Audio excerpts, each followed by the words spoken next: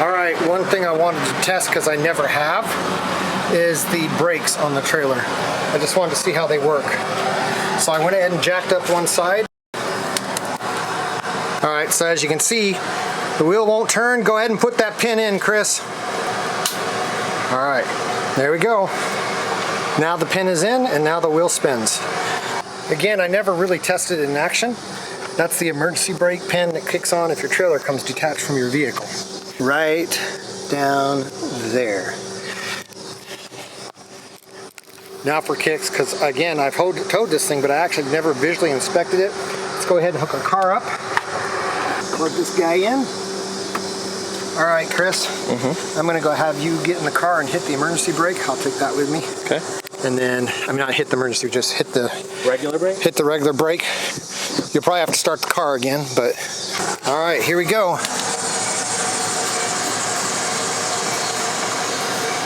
Go ahead and hit it. Yeah. Nothing. Nope, we don't have brakes. So I need to get that resolved. We don't have brakes. All right. Good thing I checked that. Okay. So I'm sure to anyone that's seasoned deploying camping trailers probably already knows what I've done wrong with the brakes. I asked the dealer when I purchased the tow kit, I said I want everything so it's got the brake controller and all that stuff. Oh yeah, you're gonna get it. $1,750. And when it was all sliced, so that'll take care of the brakes on the camper and controls. Oh yeah, you got everything you need. That's what they said. So I'm taking their word for it. I've never seen a brake controller. I didn't know it was a little box you had to stick in under the dash or any of that stuff. Then I went and got the camper, and the guy goes, "Does your tow kit have a brake controller?" I said, "Yeah."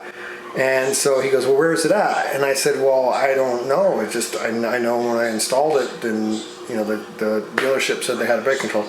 He says, "Oh, it's probably a setting in your dash."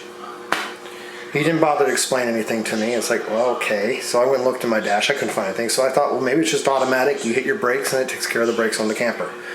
Well, as you saw, I have no brakes. I've been driving around all this time with no brakes. Fortunately, I haven't gone anywhere there's really mountains. So that's been good. And I'm always driving fairly slow, 55 miles an hour, plenty of distance between vehicles in front of me. So I've not even had a close call. But that was fortunate. So I picked this up at Napa. The funny thing is I called O'Reilly and they didn't even know what I was talking about. How can you call, okay, I get it that I wouldn't know what I'm talking about, but how can you call an auto part store and they not know what this is? Because after I did some research, this is a pretty common thing. So anyway, I am now going to get all that hooked up, and it's fairly straightforward if you've got your tow kit, an OEM tow kit installed from the factory for your Honda. I think this is going to be pretty straightforward and not a big deal. I hope. I'll let you know in a second. All right, this is pretty straightforward. So this is the Pilot 89749 brake controller. So in the instructions for the Pilot, it gives you a nice little diagram showing you what the wires are coming out of the Pilot. You've got black for the battery, red goes to the stoplight or the switch, white goes to ground, and blue goes to the brake. Then if you look at the instructions for the wiring harness attachment for the tow kit that came with the Honda that I had installed, it shows that the battery feed is blue. The sky blue is the brake switch, so that's going to go to the stop light. Then your brown and white, which is output to the trailer, is going to go to the blue there. So basically I just have to take these ends and connect them to those ends. So I'm going to get all these wires cut off here and stripped back and get ready to do that.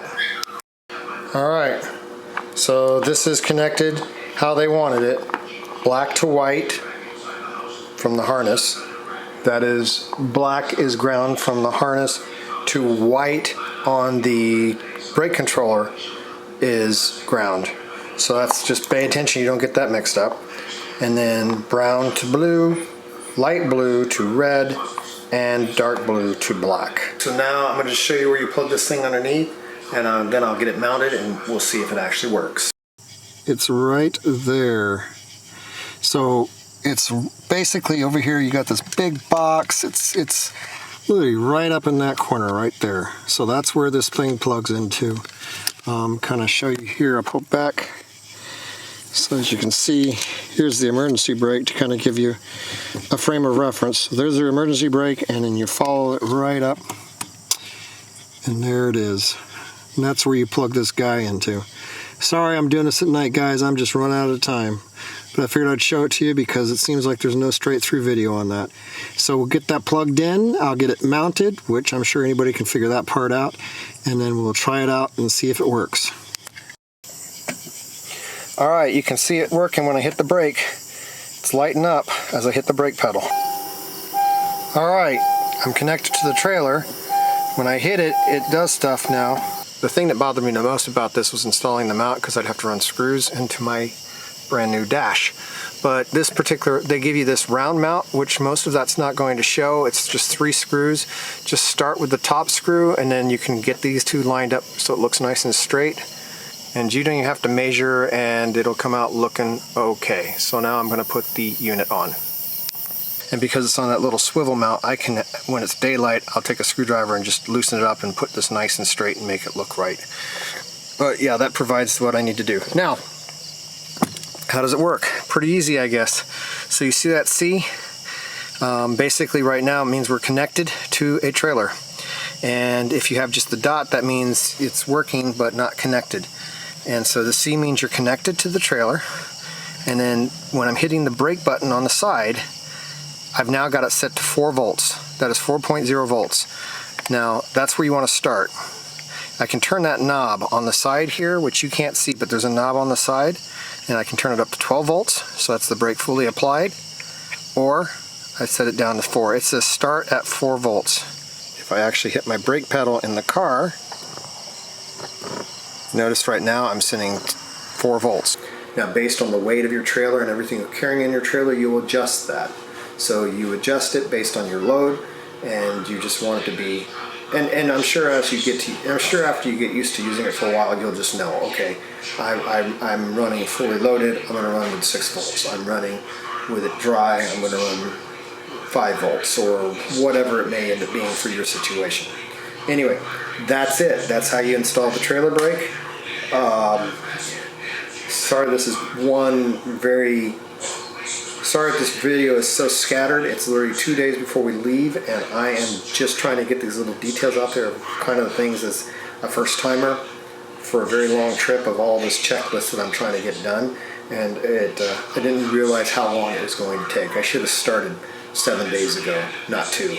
I actually did start 7 days ago, but that was getting things packed and that kind of stuff. I should have started 7 days ago, just checking the trailer and stuff, so I wouldn't be doing any of this stuff last minute, like going and buying a brake controller. So anyway, brake controller's installed, another $100 gone, but mission accomplished.